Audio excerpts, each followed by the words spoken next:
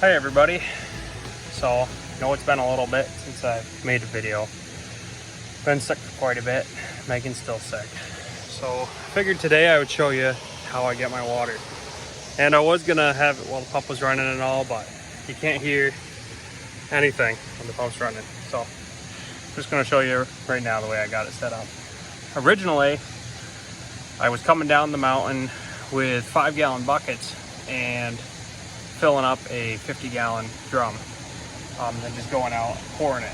My first plan, I had a little 1.6 horsepower utility pump that I was going to run off a power inverter in the truck and run that out of the river.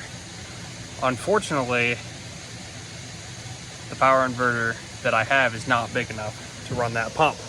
Also, the other thing is I did bring a generator down one time in the truck and ran the utility pump off the generator, and it moves slow as can be. So what we did is up in Northwood, we bought 2 of these 250-gallon water totes. So 8 pounds a gallon, you're looking at about a half ton of water in there. 3/4 ton truck to take it. Nice Pennsylvania registration. This is a great farm truck, by the way. Anyways, we got these 250-gallon totes, and then I was carrying 5-gallon buckets up out of the river, right down there, up these little stone steps, and dumping them into the back. So 80 pounds of water at a time. That gets old. Figure you got 250 gallons, that's 25 trips, and that's counting on you not spilling it all over yourself and dumping it all over the tank, because you got to put it through a 6-inch diameter hole up at the top. So 5-gallon buckets was never planned anyway. I went on Facebook Marketplace and I found a 3-inch Kohler trash pump, which you can see down there, and I picked it up for $200, which is an awesome deal down in North Adams, Mass, right? I guess what, $600 pump new, $800 pump. Trying to save a buck. North Adams is about an hour south, thereabouts. So I head down there and I pick up the pump. The guy seems real nice. He didn't have any line, so I wasn't gonna try running it with nothing in it. He's like, yeah, it runs good. The thing looked brand new, so I took the chance and I bought it. That was the easy part. Most of the pumps on Marketplace and Craigslist were 2-inch discharge and intake. I was like, well, 3 inches, you get more gallons per minute. I'm gonna fill these totes faster. It makes my job a lot quicker, which it does, but the hard part was finding everything for it. So I buy the pump and then I head into Tractor Supply. I was like, I need 10-20 foot piece of 3-inch hard suction for pulling the water out of the river. Oh, we don't have any of that. All we got is 2-inch. Check out this place. So I go over to the other end of town and all they got is 2-inch. Turns out like every farm supply has 2-inch. What do you know? So I ended up driving further down into Mass, down to Conway, and eventually I found a piece of 3-inch hard suction. It's a 12 foot piece. I paid more for the hard suction and a few fittings than I did for the pump. Don't even want to talk about it. Still, I can't complain too much, because in the end I still paid less than I would have paid if I bought the pump brand new. I still didn't get a discharge line for the other side of the pump, right, to run up to the tank. So at that point, I was about 8 hours into this thing, from leaving town here and going all the way down to get the pump and chasing this hose. I've been all over Mass, northern Mass, and I had it.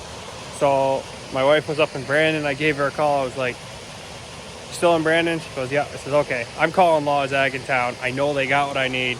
So I called them, gave them my card, and had them set aside a piece of 2-inch discharge line. And then I just got an adapter to step it from 3 to 2. Because at that point, then I was like, oh, I'll just pick up a piece of 2-inch discharge, while all the places I was hitting on my way back didn't have 2-inch discharge.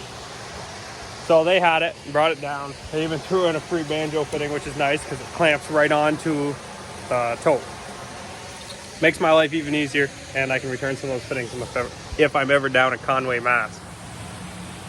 So that was the pump story. Enough about that. Let me show you how my water moving system works. first thing I got is my Gasser F250. Even though it's in better shape than my diesel, this is the designated farm truck. It really doesn't leave the farm. It's not registered, so it shouldn't leave the farm. Right there is one of my 250 gallon tanks. I'll show you all when I go to build the water tower. I got 2 tanks. I'm gonna put the second one up on a homemade water tower, pump this water up into this at the top of the hill. So I got gravity fed water all the time. I think it'll make life a lot easier.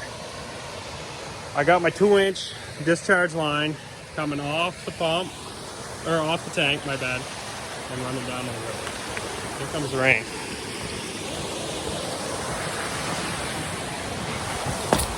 There's this nice little shallow spot where I can put my pump. There's a nice deep pool there. I gotta fix the strainer I had was too small, so I gotta get a bigger strainer. I'm pretty sure I sucked a few tiny rocks into the pump and old dirt, and we don't want to be doing that. We don't want to be trashing the pump. It's kind of finicky. I've had a lot of issues getting it going. Most of them were just chasing leaks, and the vibration of the pump would undo the connection. I lost the gasket one time and I found it sitting in the river. I was like, oh, that's why I can't get prime. But once it's going, it probably takes me maybe 3 minutes to fill a 250 gallon tote, which is pretty hard to beat.